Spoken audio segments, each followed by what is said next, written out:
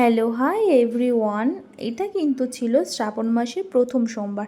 আর আগের ভিডিওতে আমরা তো শেয়ার করেইছি যে হচ্ছে আগের দিনকে আমরা বাড়ির সবাই মিলে গঙ্গা স্নান করতে যাচ্ছি। দেখো আজকে কিন্তু হচ্ছে আমাদের বাড়িতে শিব প্রতিষ্ঠান।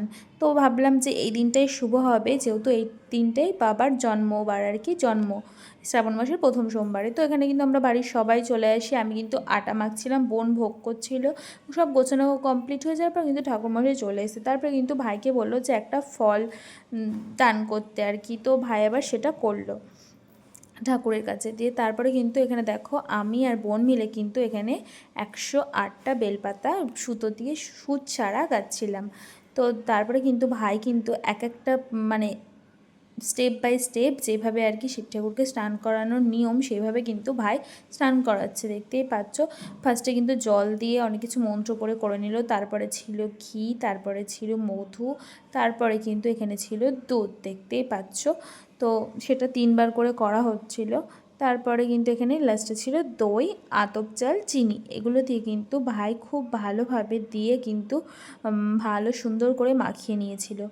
তারপরে ঠাকুরটার কিন্তু আলাদা একটা লুক চলে এসেছিলো, দেখতেই পারবে একদম কালো হয়ে গেছিলো।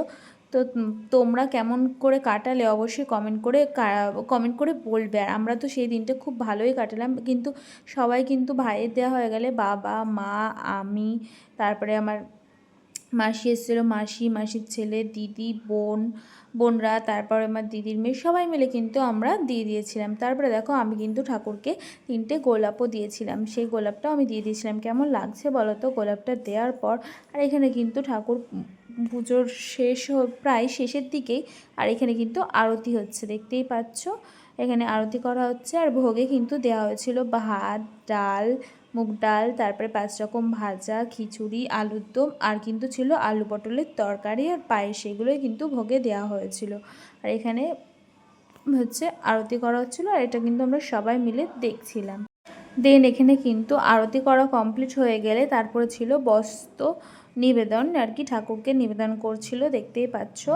তো এখানে পুরো কমপ্লিট হয়ে যাওয়ার পর আমি একটু ওই বাড়ি গেছিলাম, সেইভাবে হোমটা দেখতে পারিনি। তারপরে কিন্তু হোমের ফোঁটা ঠাকুরকে দেওয়ার পর সবাইকে দিয়ে দিয়েছিল। মা কিন্তু এখানে সবাইকে প্রসাদ দিচ্ছিল, আমি আমার প্রসাদ খাচ্ছিল, সেটাও ভিডিও করলাম। এই যে আমি খাচ্ছি, তোমাদের ভিডিওটা কেমন লাগলো অবশ্যই কমেন্ট